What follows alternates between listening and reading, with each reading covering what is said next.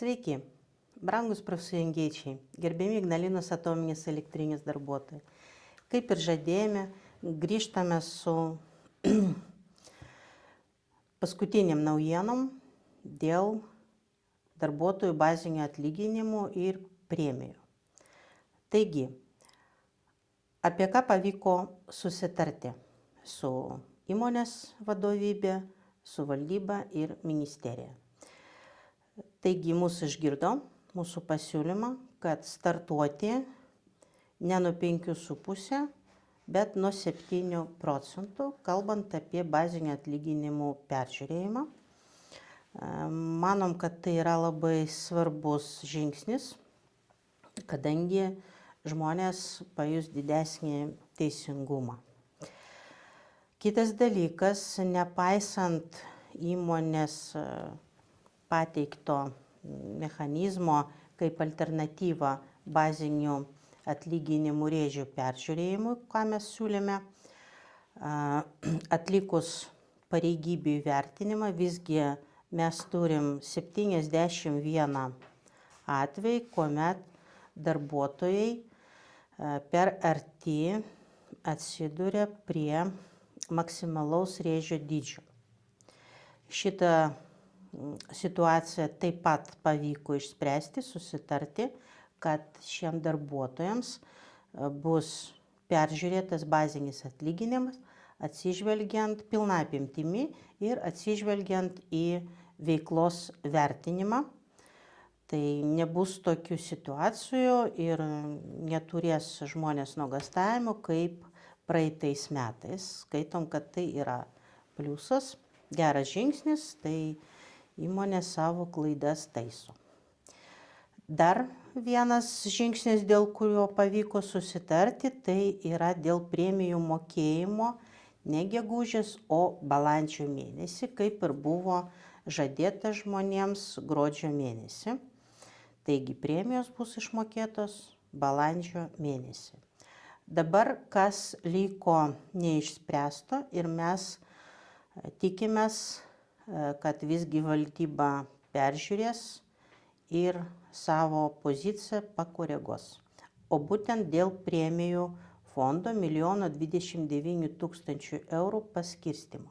Šiai dienai įmonė siūlo paskatinti 1151 darbuotoją ir lieka neįtraukti į šį sąrašą gan nemažas skaičius, pagal mums pateiktos duomenys, tai 178 darbuotojai, kurie gavo C įvertinimą metinį. Mes laikom, kad pirmas, šitas sprendimas valdybos ir vadovybės prieštarauja pozicijai, kuri buvo išsakyta kovo 20 dieną energetikos ministro Žygimanto Vaičiūno. Darbuotojų kolektyvui buvo pranešta, kad šių premijų mokėjimas tai yra savotiška kompensacija už 3 mėnesius, sausį, vasarį ir kovą, neperžiūrėta bazinį atlyginimą. Kaip žinom, mes siūlėm, kad dėl to, kad MMA didėja labai ženkliai, tai peržiūrėti atlyginimus darbuotojų nuo sausio mėnesį. Tai tokia surado vėlgi alternatyvą, taigi čia savotiška kompensacija. Tai vadinasi, žmonės, kurie įvertinti C lygių, lygiai taip pat turi būti premijuojami. Taip pat kelia nerimą ir laikom, kad nepagristai neįtraukti į premijuojamų sąrašą žmonės, kurie dabar yra, kaip čia įvadiniam laikotarpį.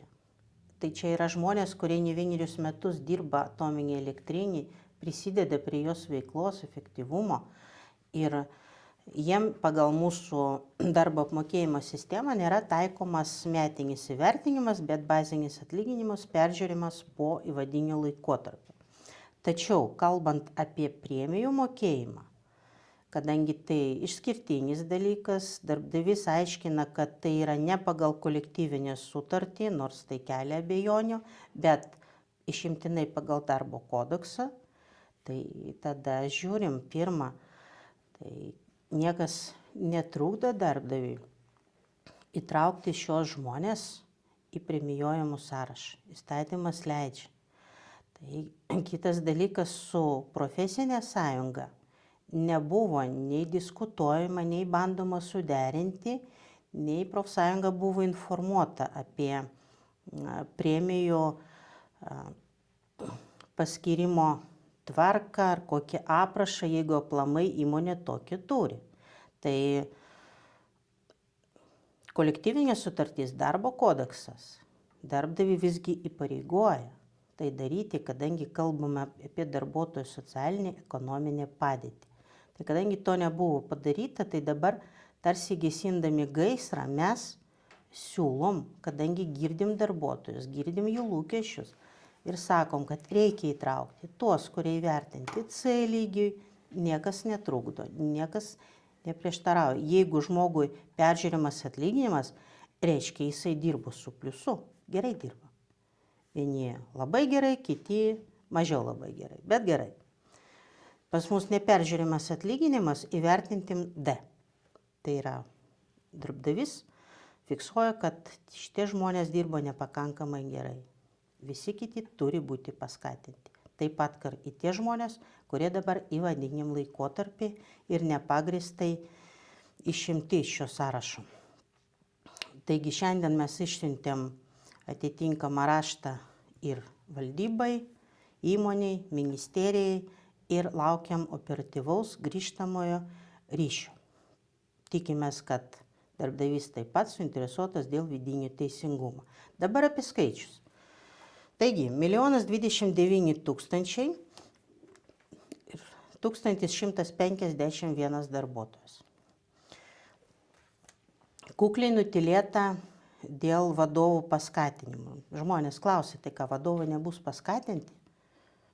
Darbuotojai rūpinasi vadovais. Žinomas, kad vadovai bus paskatinti, ar tai kalbam apie kintamą priedą, ar apie premiją, ar apie skatinimo schemą, mes vis tiek kalbam apie skatinimą arba premijavimo mechanizmą. Ir vadovai turi savo krepšelį. Tarp kitko, sulaukiam ir tokių klausimų. Ar baro meistras yra vadovas? Tai čia labai įdomu. Kai mes kalbam apie darbo pareigų pažeidimą, tai baro meistras patampa vadovu.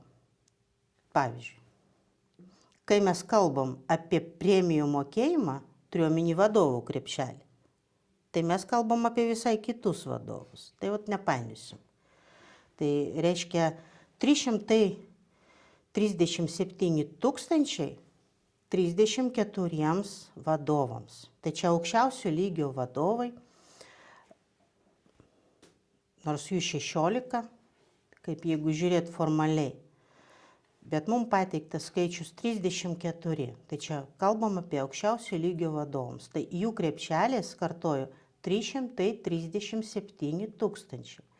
Mes manom, kad praeitais metais buvo padaryta didelė klaida, kuomet 19 aukščiausio lygio vadovų, tai jų premijavimo fondas sudarė 252 000, kuris buvo panaudotas. Tai vadinasi, kad šitie ekstramylės, kaip mums pasakė, padarė vadovai, gavo kintamą priedą, tai yra vienkartinį priedą, nuo 10,5 iki 16,5 tūkstančių. Mums argumentuoja, kad tai negalima lyginti darbininko, šaltkalvio, operatorius ir panašiai su įmonės vadovu.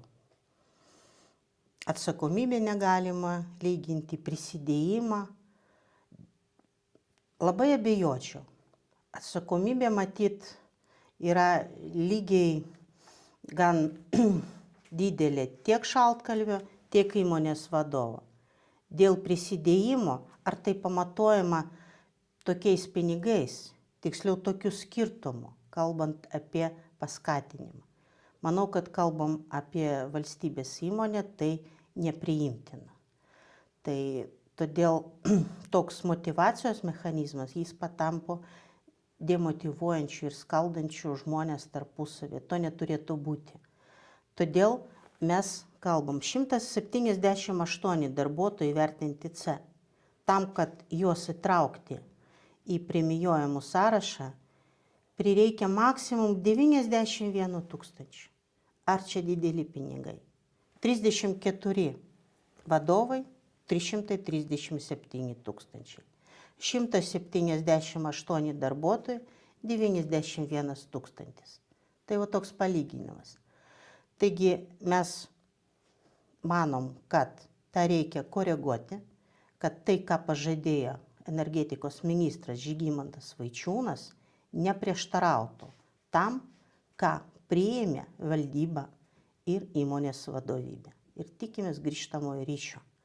Ir tikimės taip pat sugrįžti pas jūs su gerom naujienom. O balandis toks mėnuo, kuomet mes turbūt ne vieną kartą dar kalbėsime apie planuojamų bazinių atlyginimų pakeitimus. Ir šiai dienai tokia naujiena. Labai daug žmonės kreipėsi ir tikrai kreipkitės. Kreipkitės 24/7. Visiems atsakysim. Dabar toks laikotarpis, svarbu jį praeiti sklandžiai ir su pozityvu. Taigi mes padirbėjom ir artimiausiom per 2-3 dienas mūsų profsąjunginiam tinklalapyje jūs galėsite užeiti ir pamatyti nuorodą, kurią paspaudus jūs galėsit išskaičiuoti savo bazinio atlyginimo pakeitimą įvedus tik tai savo ne asmens duomenis, bet turimą pareigybės lygį ir savo procentą, savo įvertinimą ir jūs pamatysit ir procentą, ir konkrečiai, kiek jums kilstis bazinis atlyginimas ir kokio dydžio bus išmokėta premija gegužės mėnesį. Atsiprašau, balandžio mėnesį. Balandžio mėnesį, kaip sutarta su darbdaviu ir valdyba. Taigi, užeikit, skambinkit, kreipkitės. Viso gero.